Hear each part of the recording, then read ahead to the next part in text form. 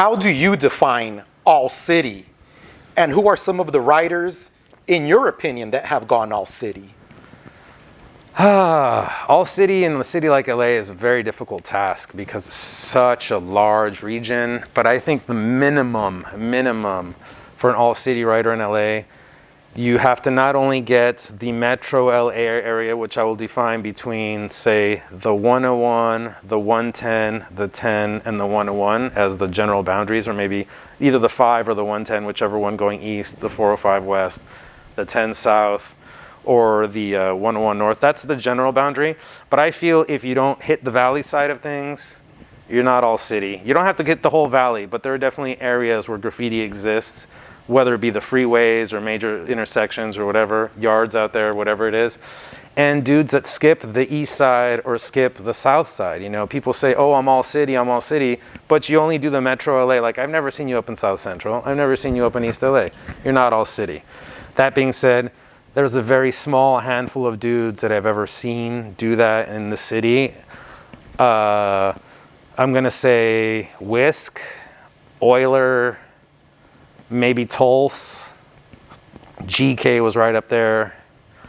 And that's about it. With all due respect to all the guys that have been hardcore bombers that came after then, I don't think anybody is fully flourished on that all city stage. A lot of guys have come around that thought they were all city. I give them all respect. They're definitely hardcore bombers. They're definitely kings. But I think there wasn't really too many all city riders after GK. I think that was kind of like the end of that generation of dudes that actually hit the valley, hit South Central, hit East LA, hit the West Side, and had Metro LA. Now people just do Metro LA. Some dudes just hit downtown and claim to be all city.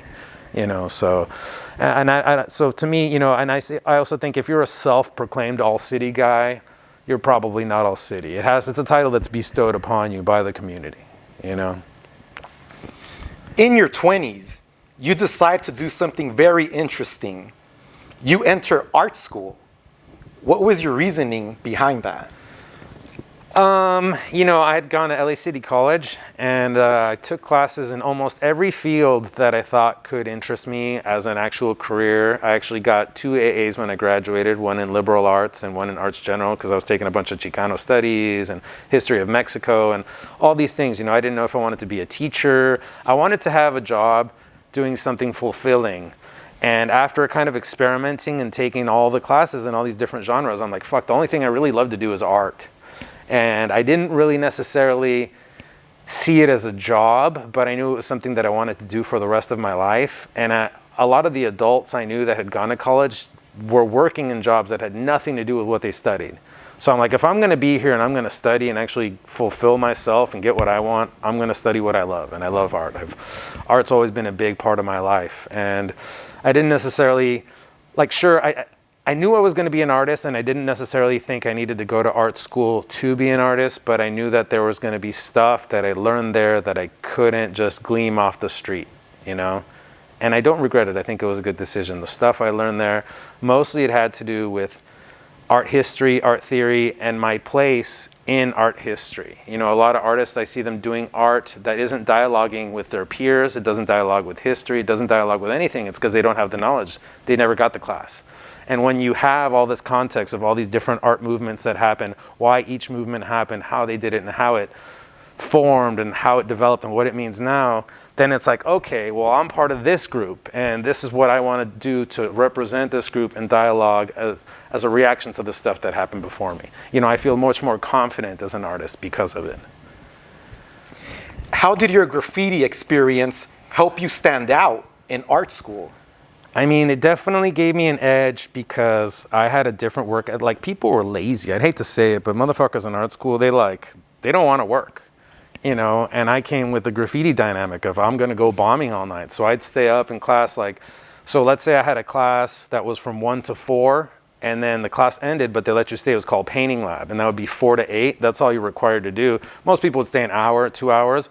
I'd tell the lab tech, hey, I want to keep painting. Do you mind if I just lock up when I leave? And I'd put a little fucking thing in the doorstop, go downstairs, have some dinner, come back in there and paint till like 4 in the morning. You know, I was there to put in work, and like nobody else was. And I was there to like get as much out of class. I would make the biggest paintings I could. I would find out what resources were available there, and I'd be like, oh, I can make a canvas this big, 10 by 10. I'm gonna go down there and build it. And I'd be painting away from everybody else because I couldn't get my fucking canvas in the classroom. And when we did the critique, people would have to go downstairs to look at my shit, and they'd be like, God damn, look at this motherfucker. And I was there, you know, just like when we paint walls with the homies, we're there to burn everybody. I would look at the top 2 or 3 people in class and like, I'm competing with them. It was like a silent competition that I had with the best students. And my always thing is like, I have to burn these fools. You know, so I definitely felt I was more competitive than other people. People there were just there kind of to work on themselves. I was there to burn everybody. Do other students in your class realize who you are? I generally did not divulge to most of my peers my history in graffiti. It was only the people that I got closest to, that I really trusted, that I'd like let them into my life. Would you recommend art school to other writers? So I'd recommend school to other writers. Art school might not be it. So there's a lot of really bad art schools, and there's a lot of art schools that are there just for profit, and they show you the good side, but when you get there, it's like a profit machine. So I'd say if you're gonna pick a school, take your time, figure out why you wanna go there, who the faculty is, who you're trying to study with. It's not beneficial for everybody. Not everybody wants to be an artist. Some people just wanna rack and paint for the rest of their life. All power to them. I've always had a very broad range of interest. I never wanted to be just a bomber, never wanted to be just a piecer. Those are all parts of my repertoire, parts of my story. And for my story, going to art school made the most sense. But I recommend it if you want to be more than just a graffiti writer and you want to take a serious step into the art world. You don't have to take that route. There's multiple routes. There's multiple people that have succeeded as professional artists without school. But if you pick the right school, what you get from there, you can't just pick it up from a book, and you just can't pick it up from the street. Interacting directly with faculty that are at the highest level, and like getting to go to office hours and working at your work with them like privately, pushes your work to another level you didn't even know you had.